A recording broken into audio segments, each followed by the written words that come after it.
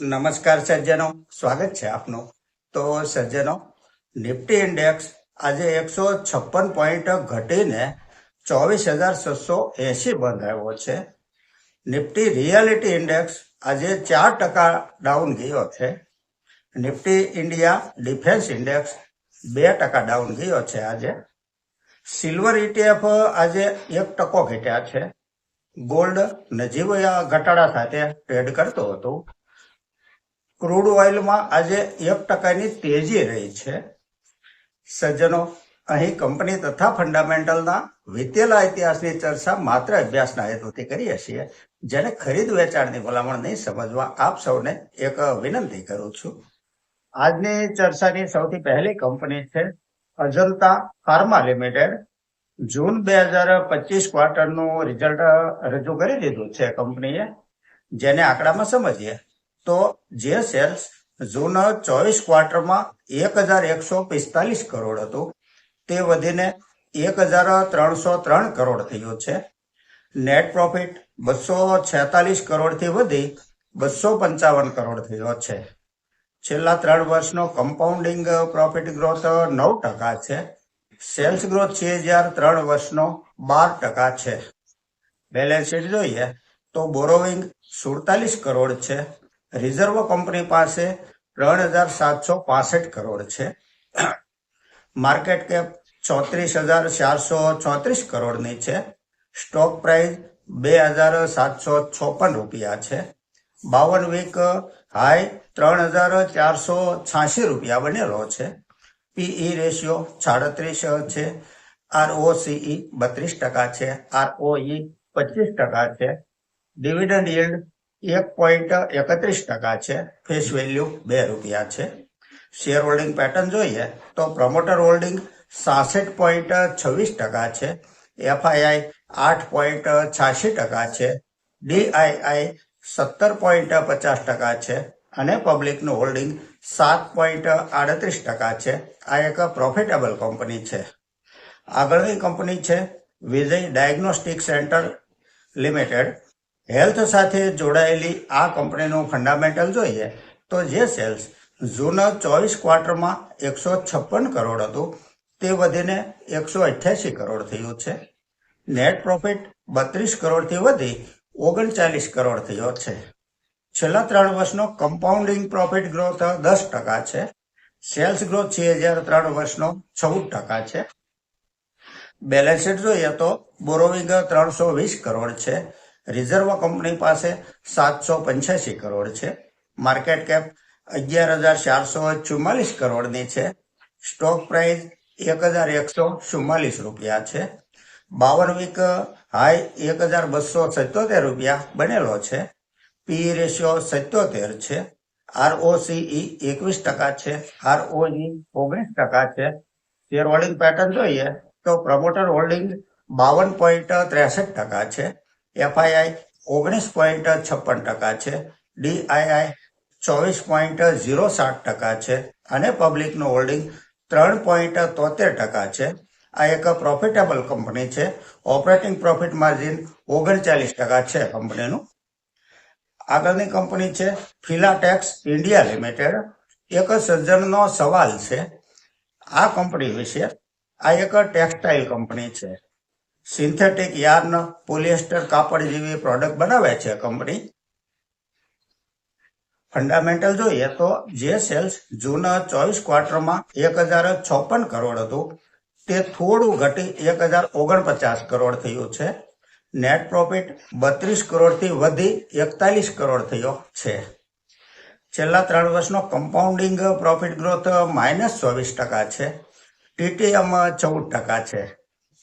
Cells growth છે જ્યારે 3 વર્ષનો 4% છે. બોરોવિંગ 147 કરોડ છે. રિઝર્વ કંપની પાસે 1,287 કરોડ છે. માર્કેટ કેપ 2,570 કરોડની છે. સ્ટોક પ્રાઇસ 58 રૂપિયા છે. 52 વીક હાઈ 73 રૂપિયા બનેલો છે. પીઈ રેશિયો 18 છે. ROCE 13% છે. ROE 10% છે.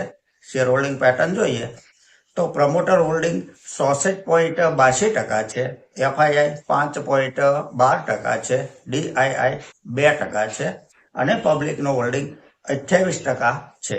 કંપની પ્રોફિટેબલ છે. જો આપના પોર્ટફોલિયોમાં હોય તો આપ હોલ્ડ કરી શકો છો. આગળ એક સજ્જનનો સવાલ છે JBM ઓટો લિમિટેડ વિશે. બસ બનાવતી આ કંપની ઓટો પાર્ટ્સ તથા ઉપકરણ પણ બનાવે છે.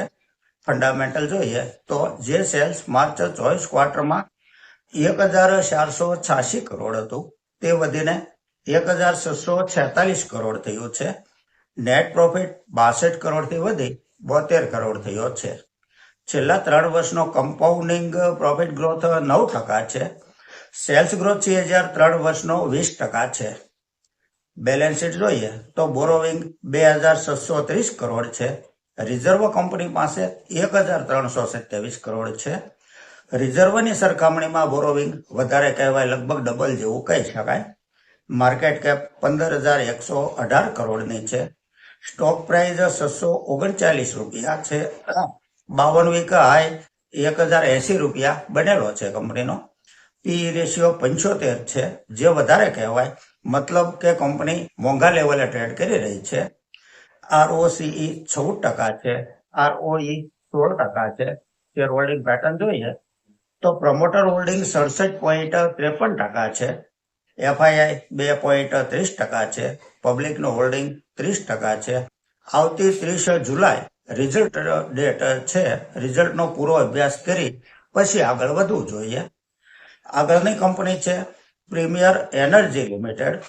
સોલાર પેનલ તથા સેલ બનાવવામાં વિશેષજ્ઞતા ધરાવતી આ કંપનીનું ફંડામેન્ટલ જોઈએ તો જે સેલ્સ જૂન 24 ક્વાર્ટરમાં 1,757 કરોડ હતું તે જૂન 25 ક્વાર્ટરમાં 1,821 કરોડ થયું છે.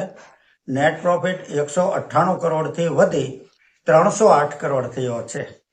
છેલ્લા 3 વર્ષનો કમ્પાઉન્ડિંગ પ્રોફિટ ગ્રોથ 298% છે. સેલ્સ ગ્રોથ CAGR 3 વર્ષનો 106% છે. બેલેન્સ શીટ જોઈએ તો બોરોવિંગ 1,956 કરોડ છે. રિઝર્વ કંપની પાસે 2,777 કરોડ છે. માર્કેટ કેપ 47,356 કરોડની છે. સ્ટોક પ્રાઇસ 1,053 રૂપિયા છે. 52 વીક હાઈ 1,388 રૂપિયા બનેલો છે. પીઈ રેશિયો 45 છે. ROCE 41% છે. ROE 56% છે. શેર હોલ્ડિંગ પેટર્ન જોઈએ તો પ્રમોટર હોલ્ડિંગ 66.25% છે. FII 4.38% છે. જે 3 મહિના પહેલા 2.95% હોલ્ડિંગ હતું FII નું, સીધું 4.38 થયું છે. DII 12.96% છે અને પબ્લિકનું હોલ્ડિંગ 17.70% છે. આ એક પ્રોફિટેબલ કંપની છે. રિઝલ્ટ સારું આવ્યું છે. ફંડામેન્ટલ પણ સારું છે કંપનીનું. આપ આ કંપનીનો અભ્યાસ અવશ્ય કરશો. આગળ એક સજ્જન પૂછે છે કે ફેસ વેલ્યુ એટલે શું? તો જ્યારે કોઈ પણ કંપની IPO લાવે ત્યારે ઓફર પ્રાઇસમાંથી પ્રીમિયમ બાદ કરતા જે પાછળ વધે તેને ફેસ વેલ્યુ કહેવાય છે. અને કંપની લિસ્ટિંગ થઈ ગયા પછી આ ફેસ વેલ્યુનો રોલ વધારે કંઈ નથી રહેતો, પરંતુ કંપની જે ડિવિડન્ડ ડિક્લેર કરે છે તેની ગણના ફેસ વેલ્યુ સાથે થતી હોય છે. અને બીજું કે ફેસ વેલ્યુ 1 રૂપિયો થાય ત્યાં સુધી સ્ટોક સ્પ્લિટ થઈ શકતો હોય છે. ત્યાર પછી સ્પ્લિટ નથી થતો, બોનસ થઈ શકતું હોય છે. કંપની બોનસ આપી શકતી હોય છે ફેસ વેલ્યુ 1 રૂપિયો થાય ત્યાર પછી પણ. તો સજ્જનો, આ સાથે આજની આ ચર્ચા એ પૂરી કરીએ છીએ. જો આપને આજની આ ચર્ચા પસંદ આવી હોય તો લાઈક અને સબસ્ક્રાઇબ કરવા વિનંતી કરું છું. નમસ્કાર.